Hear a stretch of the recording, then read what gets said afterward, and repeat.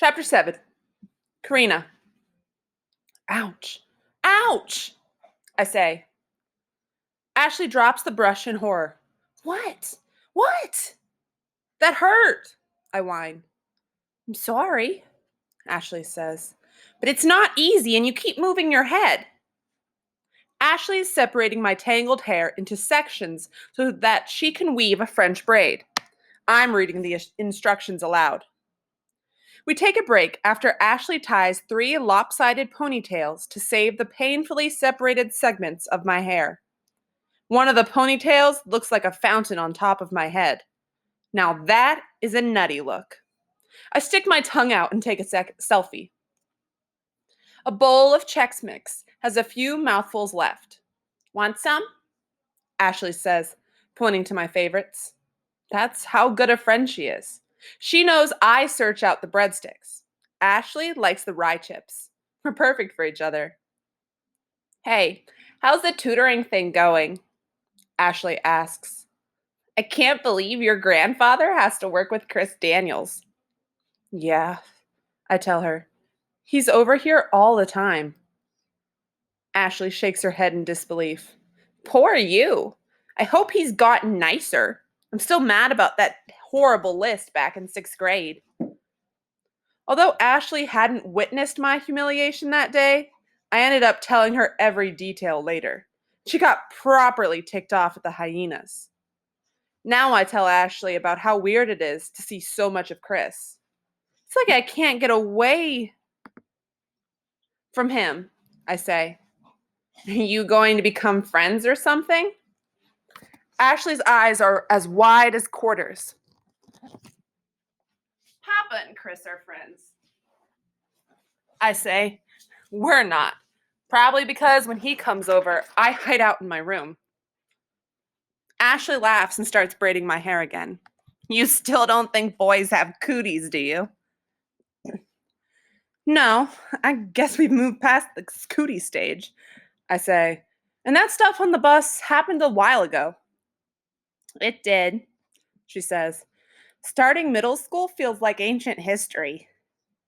We've grown, and I think he has too, I say. It's good to give people second chances, right? Sure, that makes sense, says Ashley. I gave Brussels sprouts a second chance. Now I love them. So are you comparing Chris to a vegetable? I say. Ashley laughs and drops the section of hair. No more talking of Chris Daniels, she says, or we'll be braiding till tomorrow. Don't turn, don't move, and don't talk. I need to focus. I obey. On the wall in front of me is the Valentine's Day card that Ashley made me in 3rd grade. Our teacher that year had given us blank pieces of construction paper and told us to create heart drawings for anyone we loved. At the end of class, Ashley showed me her artwork. She had drawn a tree. Psst, I whispered. You were supposed to draw a heart. I did, she said. Look closely. And when I did, I noticed that each leaf on the tree was a perfect green heart. Oh, Ashley, I said. That is beautiful. I made it for you, she said. We've been best friends ever since. Now, Ashley says, I'm done. Your hair looks gorgeous. She holds a mirror behind me so I can look at the braid. It is amazing, just like my friendship with Ashley. Our lives are braided together like strands of hair. Chapter 8. Chris. Mr. C is a genius at teaching math. Somehow he teaches me fractions. They all make sense. It helps that he uses food to get his points across. We pull apart orange sections, cut apples, and even make a pie. Fractions with food. That should be a TV show. Mr. C says lots of people are hands-on learners. That's true for me. And all of a sudden, like magic, I understand how fractions and ratios and percentages relate. Chris, Mr. C tells me, we're making your foundation stronger. Phew, I say, because my building was sure gonna collapse. We're a good team, Mr. C and I. I like making him laugh, and he likes feeding my stomach and my brain. We are taking a break, staring at a computer screen, when a voice behind us asks, "What are you watching?" I jump. It's Karina. I've come over so many times when Karina is never around that I've gotten to thinking about it as Mr. C's house instead of hers. I found a video of the best Lakers players of all time, I say. You know how your grandpa loves the Lakers. She lifts her eyebrow. You don't say. Duh, I'm telling her stuff about her own grandfather. But Karina's cool about it. She gets a bowl of goldfish and then sits down to join us. I never thought Karina Chopra would want to watch basketball highlight reels, but what do I know? Mr. C can't stop smiling. He's into it like it's a live game at the Staples Center. Ew, Karina says. Those old uniform shorts are as short as Daisy Dukes. They're short shorts for sure, I say, and we all crack up. And we agree the longer shorts look way better. Every few minutes, Mr. C pauses the video because he has a story to tell. Sometimes about a foul ball, other times just about a delicious hot dog topped with melty cheese. Once about seeing Magic Johnson score a gazillion points in a game. Mr. C gives me a high five when the video is done. Chris, you picked a good one. Thank you. He says it like I've just given him a present. Anytime, I tell him. I decide I'm going to find more old videos for him. Before I go, Karina surprises me by asking for a favor. Chris, I need help choosing a photo for the tween competition at the gallery, she tells me. I've shown them to a few people, but I could use another opinion. Karina wants my opinion? On her photographs? Has the Earth stopped spinning on its axis? Sure, I stammer. I help Mr. C clear the dining room table, and when Karina returns, she arranges the photos there. You can look now, she says when they're all spread out. The theme for the competition is home.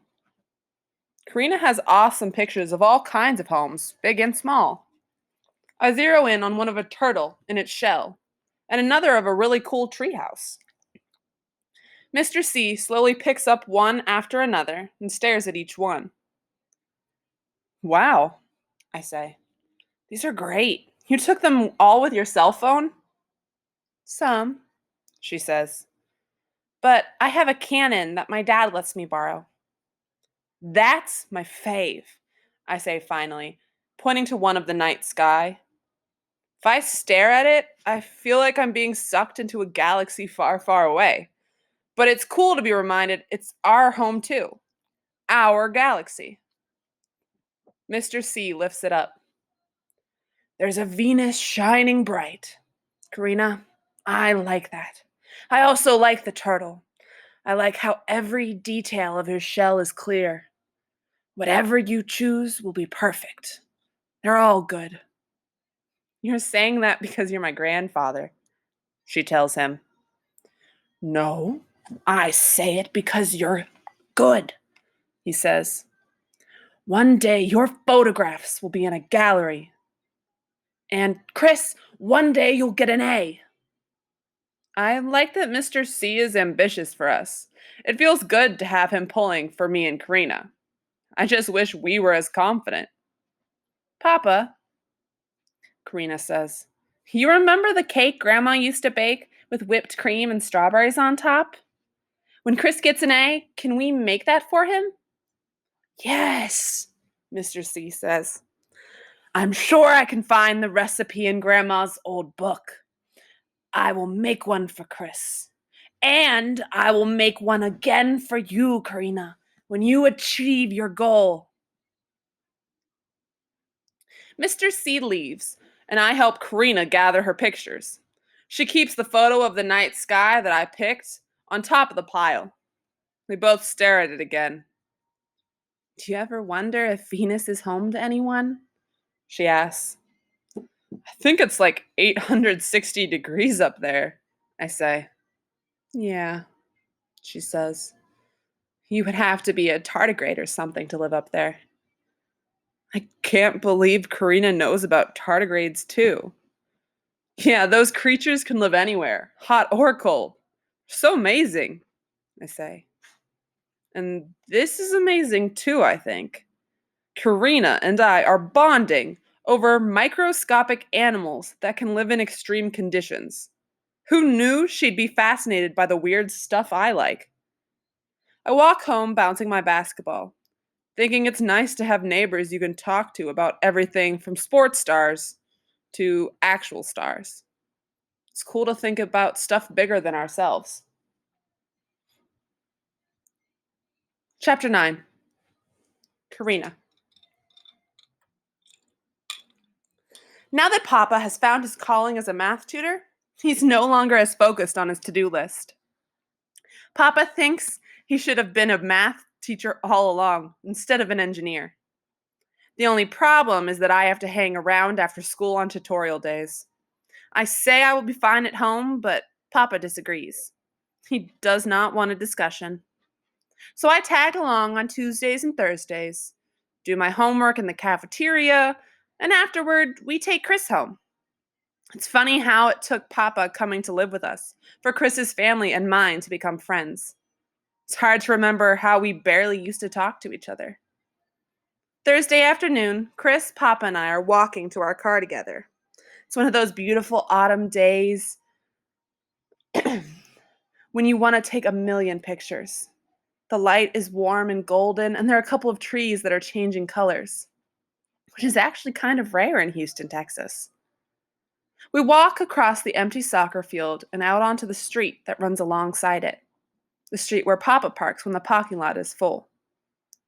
I tell Papa I'm hungry, and he hands me the bag of strawberries and blueberries he had brought for us to snack on. I pull out a carton, and Chris, Papa, and I stop in the shade of a large tree, and I'll take handfuls.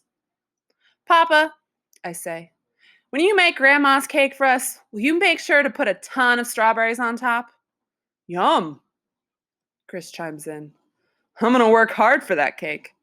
And Karina, that picture you posted yesterday of those geese flying in a V was a winner. I can see it hanging in the gallery now. Thanks, I tell him. I'm glad you like it, and that you both have such faith in me. I reach down for more berries and lick the juice that trickles down my chin. All these berries must remind Papa of a picture book we used to read together, because he says, "Remember you used to call me your Papa Bear?" Chris is grinning wide. Papa Bear? I want to hear. Oh, come on, I was just a baby, I say.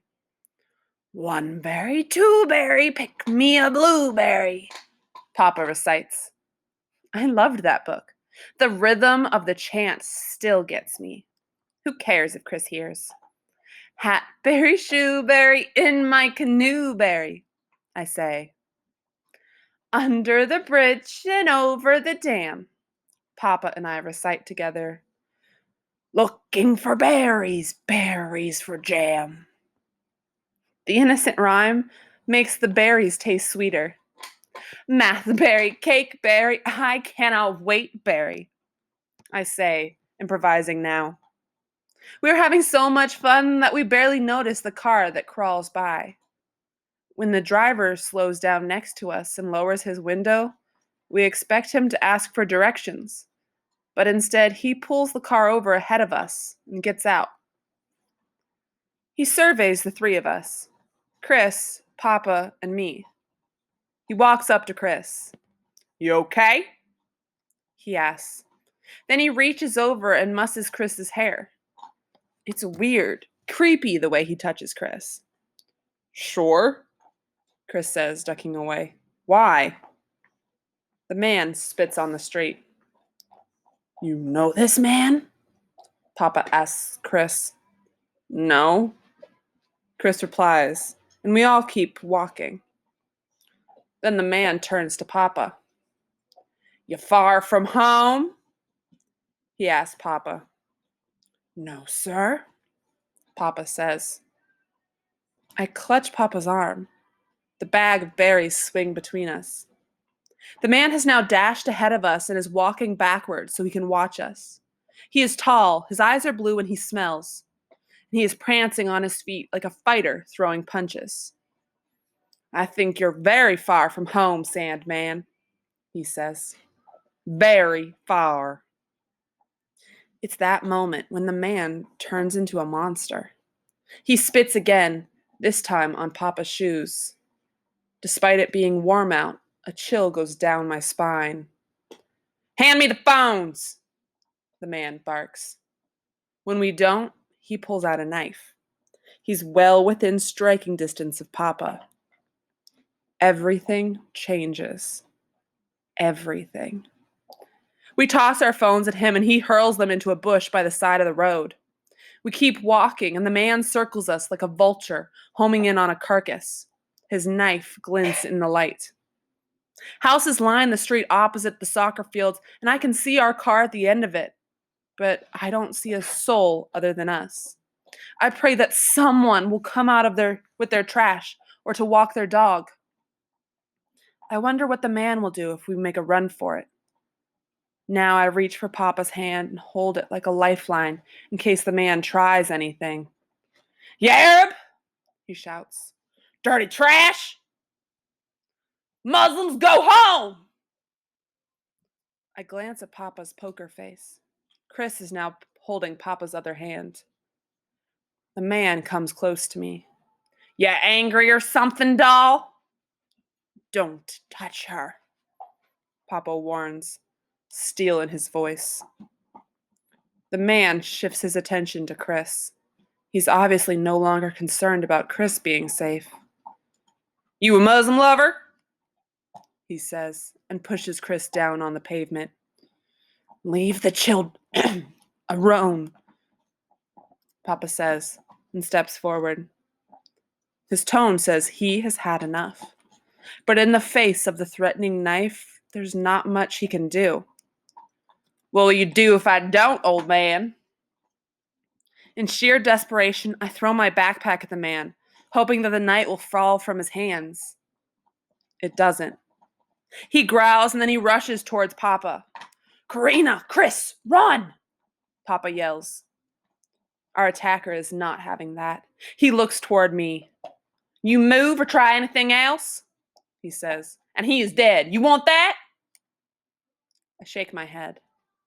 Chris and I are rooted to the spot. We wouldn't leave Papa anyway. Now he shoves Papa hard. As Papa hits the pavement, it feels like a majestic oak has fallen. The sound of his body hitting the ground makes me sick. I stifle a gasp as the man kicks Papa. I don't even recognize the scream that rips out of me.